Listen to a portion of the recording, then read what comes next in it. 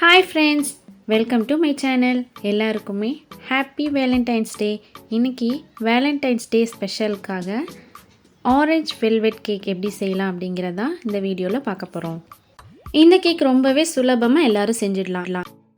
அதுக்கு முன்னாடி நம்ம சேனலை இப்போ தான் நீங்கள் ஃபஸ்ட் டைம் பார்க்குறீங்க அப்படின்னா சேனலை லைக் பண்ணுங்கள், ஷேர் பண்ணுங்கள், சப்ஸ்கிரைப் பண்ணுங்கள். மறக்காமல் பக்கத்தில் இருக்க பெல் ஐக்கானை கிளிக் பண்ணிவிட்டு ஆளுங்கிற ஆப்ஷனை எனேபிள் பண்ணிக்கோங்க. வாங்க வீடியோக்குள்ளே போகலாம்.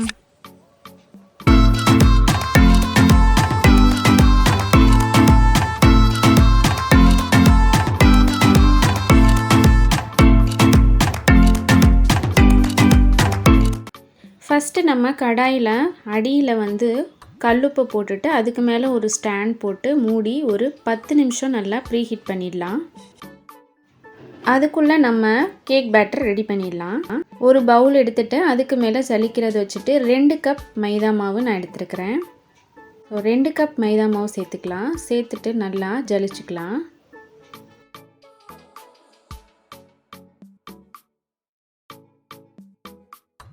ரெண்டு டீஸ்பூன் பேக்கிங் பவுடர், அரை டீஸ்பூன் பேக்கிங் சோடா சேர்த்தும் இதே மாதிரி ஜலிச்சு எடுத்துக்கலாம்.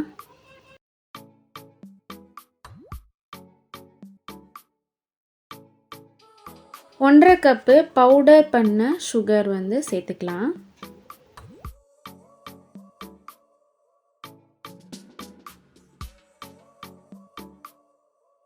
இப்போ 3 டேபிள் ஸ்பூன் பால் பவுடர் சேர்த்துக்கலாம். உங்ககிட்ட பால் பவுடர் இல்லைன்னா நீங்கள் தண்ணி சேர்த்து மிக்ஸ் பண்ணுறதுக்கு பதிலாக பால் சேர்த்து மிக்ஸ் பண்ணிக்கலாம்.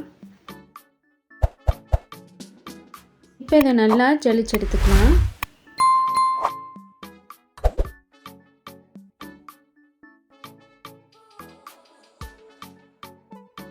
இப்போ நம்ம எல்லாத்தையும் நல்லா மிக்ஸ் பண்ணணும்.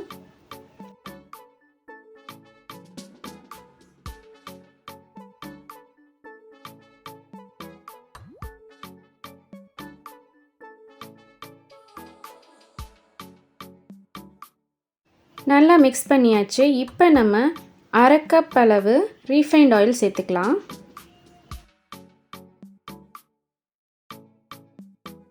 சேர்த்துட்டு நல்லா ஒரு மிக்ஸ் பண்ணிக்கலாம்.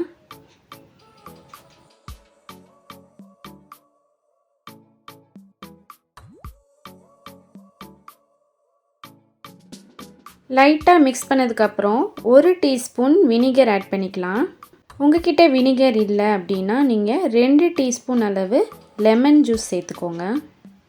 இப்போ நம்ம கொஞ்சம் கொஞ்சமாக தண்ணி சேர்த்து நம்ம மிக்ஸ் பண்ணிக்கிட்டே இருக்கலாம். நமக்கு பர்ஃபெக்டாக கேக் பேட்டர் கன்சிஸ்டன்சி வர்ற வரைக்கும் நம்ம மிக்ஸ் பண்ணணும். ஸோ அதுக்கேற்ற மாதிரி நீங்கள் தண்ணி சேர்த்துக்கோங்க.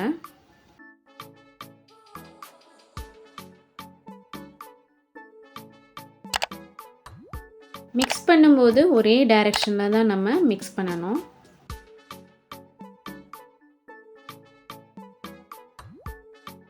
இது எக்லெஸ் கேக்கு. நான் எக் யூஸ் பண்ணி சாக்லேட் ட்ரஃபிள் கேக் செஞ்சுருந்தேன். அந்த வீடியோவோட லிங்க்கை நான் டிஸ்கிரிப்ஷன் பாக்ஸ்லேயே கொடுக்குறேன், ஐ பட்டன்லேயும் கொடுக்குறேன், செக் பண்ணிக்கோங்க.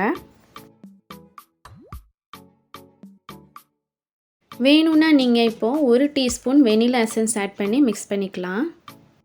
இப்போ நான் ஆரஞ்சு கலர் கேக் செய்ய போகிறேன்ல, அதனால் ஆரஞ்சு கலர் 1 டீஸ்பூன் ஊற்றிக்கிறேன். இது நம்ம யூஸ் பண்ணுற கேசரி பவுடர் தான். அதை தண்ணியில் கரைச்சி வச்சுருக்கேன். அதை தான் 1 டீஸ்பூன் சேர்த்துக்கிறேன்.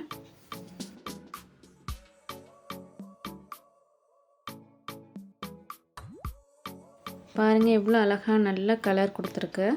இப்போ நம்ம ஒரு ஹார்ட் ஷேப்பை மோல்டு எடுத்துக்கலாம். அதில் கேக் பேட்டரை நம்ம ரெடி பண்ணியிருக்கிற கேக் பேட்டரை ஊற்றிக்கலாம். உங்கள்கிட்ட என்ன ஷேப்பில் இருந்தாலும் ஓகே. இல்லை அலுமினிய பாத்திரம் இருந்தால் கூட அது அடியில் ஈவனாக இருக்குது அப்படின்னா நீங்கள் அந்த பாத்திரத்திலே கூட இந்த மாதிரி கேக் பேட்டரை ஊற்றி கேக் செய்யலாம். கேக் பேட்டரோட பர்ஃபெக்ட் கன்சிஸ்டன்சி இது தான். பாருங்கள், இந்த மாதிரி ரிப்பன் மாதிரி கட்டாய் கட்டாய் விழுகணும். இப்போ 4 தடவை நல்லா டேப் பண்ணிக்கலாம். அப்போ தான் நமக்கு உள்ளே ஏதாவது ஏர் பபிள்ஸ் இருந்ததுன்னா அது போயிடும். அப்புறம் நமக்கு கேக்கு செட் ஆகும் நல்லா ஈவனாக. இப்போ நம்ம கடாய் நல்லா ஹீட் ஆகிடுச்சு. இதில் நம்ம ரெடி பண்ண கேக்கு மோல்டு அப்படியே வச்சிடலாம். அதில் ஸ்டாண்ட் மேலே ப்ளேஸ் பண்ணிடலாம்.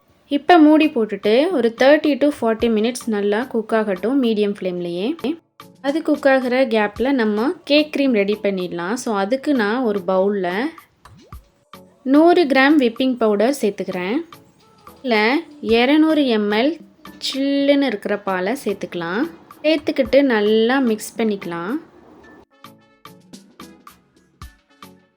மிக்ஸ் பண்ணதுக்கப்புறம் நம்ம இதை நல்லா பீட் பண்ணணும். ஸோ நல்லா பீட் பண்ணணும். எப்படின்னா நம்ம பீட் பண்ணதுக்கப்புறம் இதை பவுலை அப்படியே தலைகீழாக திருப்பினாலும் நமக்கு அந்த க்ரீம் வந்து கீழே சொட்டக்கூடாது. ஸோ அந்த அளவுக்கு நம்ம ஒரு 3 to 5 மினிட்ஸ் நல்லா பீட் பண்ணலாம். அதுக்கப்புறம் ஹை ஸ்பீடில் ஒரு 2 மினிட்ஸ் வச்சு நல்லா பீட் பண்ணிக்கலாம்.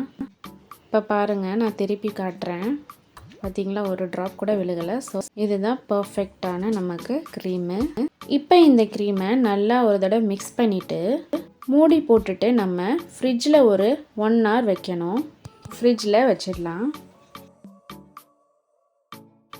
இப்போ பாருங்கள், ஒரு 30 மினிட்ஸ் கழித்து ஓப்பன் பண்ணலாம். கேக் நல்லாவே ஸ்பாஞ்ச் மாதிரி வந்திருக்கு. நல்லா பாருங்கள், மேலெல்லாம் வெடித்து நல்லா வெந்திருக்கு.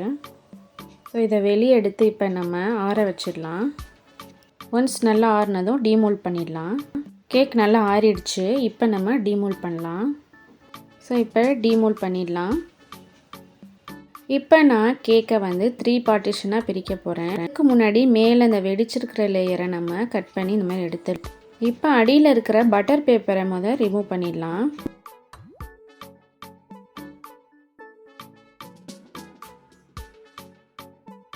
ரிமூவ் பண்ணதுக்கப்புறம் இதை வந்து இப்போ 3 லேயராக நம்ம கட் பண்ண போகிறோம். ஸோ நடுவில் இருக்கிறது இல்லைன்னா மேலே இருக்கிற ஏதாவது ஒரு லேயரை வந்து நீங்கள் தனியாக எடுத்து வச்சுக்கோங்க. அதுக்கப்புறம் 2 லேயர் வச்சு தான் நம்ம கேக் செய்ய போகிறோம். அந்த லேயரை தனியாக அதுக்கு எடுத்து வச்சுக்கணுன்னு நான் சொல்கிறேன்.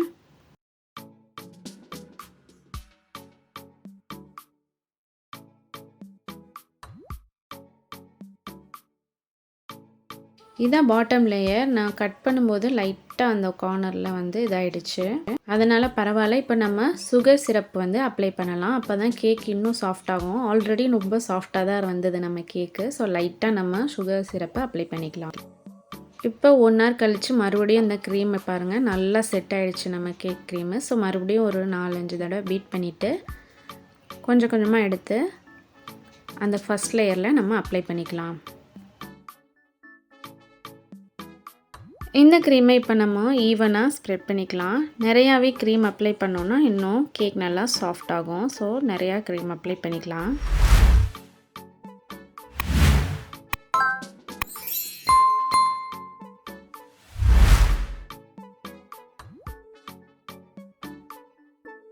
இப்போ செகண்ட் லேயர் வச்சாச்சு. அது மேலேயும் நம்ம சுகர் சிரப்பை வந்து அப்ளை பண்ணிடலாம். கேக்குக்கு நல்லா மாய்ஸ்சர் கொடுக்கும் இல்லையா, அதனால் அதை பண்ணிவிட்டு அதுக்கு மேலே நம்ம க்ரீமை அப்ளை பண்ணிடலாம்.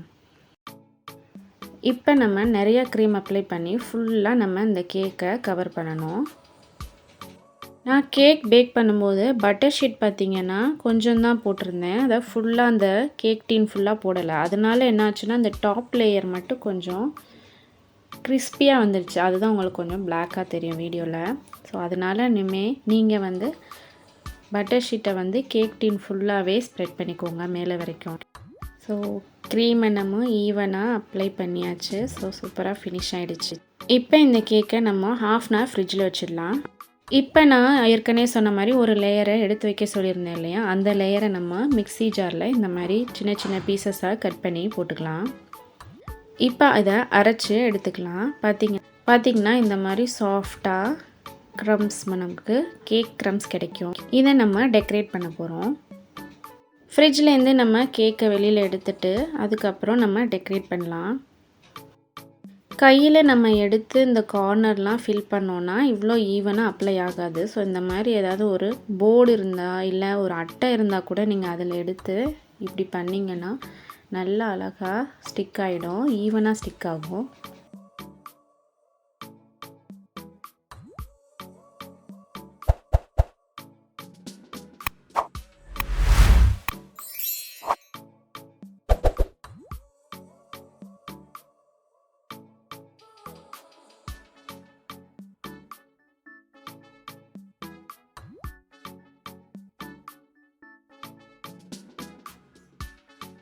இப்போ நம்ம கேக் மேலேயும் நல்லா டெக்கரேட் பண்ணிக்கலாம் இதே மாதிரி.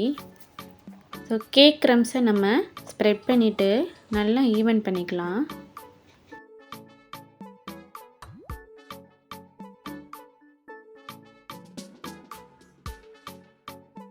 ஸோ எக்ஸ்ட்ரா நமக்கு கீழே சிந்திருக்கிறதெல்லாம் நம்ம ஈவன் பண்ணிக்கலாம். அப்படியே பர்ஃபெக்ட் ஹார்ட் ஷேப் கொண்டு வந்துடலாம். பார்த்திங்கன்னா நல்லா ஈவன் பண்ணியாச்சு. ஹார்ட் ஷேப்பும் வந்துடுச்சு நல்லா. இப்போ இது வந்து அப்படியே கூட நீங்கள் கட் பண்ணலாம். இல்லைனா இதுக்கு மேலே உங்களுக்கு என்ன மாதிரி டெக்கரேட் பண்ணுமோ அந்த மாதிரி நீங்கள் டெக்கரேட் பண்ணிக்கலாம். மறுபடியும் ஒரு 15 மினிட்ஸ் ஃப்ரிட்ஜில் வச்சு எடுக்கலாம். ஃபைனலாக பாருங்கள் கேக்கோட லுக்கு எவ்வளோ சூப்பராக இருக்குது அப்படின்னு. இதுக்கு மேலே டெக்கரேஷன் உங்கள் இஷ்டம்தான். ஸோ நான் வந்து சும்மா ஒரு ஹார்ட் ஷேப்பில் சாக்கோ சிப்ஸ் வச்சு பண்ணேன். அந்த கார்னர்லலாம் எங்கள் பாப்பா வந்து இந்த மாதிரி க்ரீமில் டிசைன் பண்ணியிருந்தாங்க. இப்போ கட் பண்ணி நம்ம சர்வ் பண்ணிடலாம். ரொம்பவே சூப்பராக டேஸ்ட்டாக வந்திருந்தது நம்மளோட ஆரஞ்ச் வெல்வெட் கேக். நீங்களும் இதை ட்ரை பண்ணி பாருங்கள். ட்ரை பண்ணிவிட்டு எப்படி இருந்ததுன்னு எனக்கு கமெண்ட் பாக்ஸில் சொல்லுங்கள். மீண்டும் உங்களை இன்னொரு சூப்பரான ரெசிபியோடு சந்திக்கிறேன். அது வரைக்கும் பை பாய்.